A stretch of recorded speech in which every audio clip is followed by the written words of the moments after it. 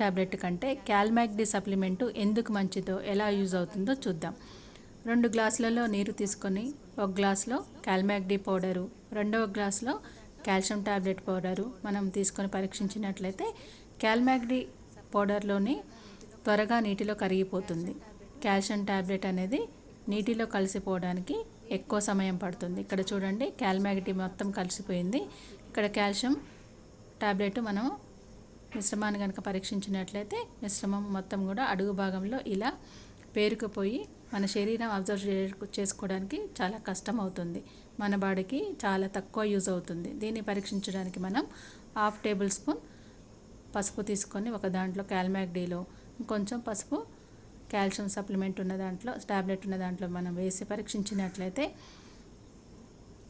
ఇక్కడ క్యాల్మాక్డి పౌడర్లో ఉన్నది పసుపు మొత్తం కరిగిపోయిందండి. ఇక్కడ కాల్షియం టాబ్లెట్లో ఉన్నది మొత్తం అబ్జర్షన్ చేసుకోవడం కష్టంగా ఉంది.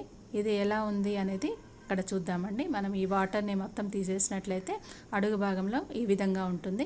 ఇక్కడ చూడండి, క్యాల్మాక్డి సప్లిమెంట్ పౌడర్ మొత్తం నీటిలో మిక్స్ అయిపోయి ఉన్నది. పసుపు మొత్తం అబ్జర్షన్ చేసుకున్నది.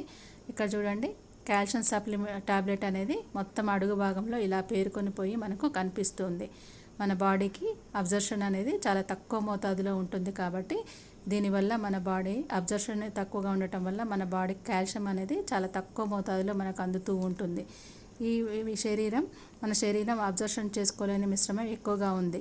ఇలాంటి మాత్రల వల్ల మనకు ఆరోగ్యం తక్కువ, ఖర్చు ఎక్కువ అవుతుంది. ఆరోగ్యం ఊరికే రాదండి.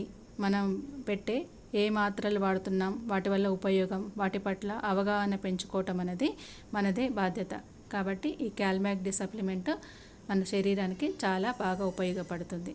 మిగతా హెల్త్ టిప్స్ కోసం please like and subscribe my channel. Thank you very much.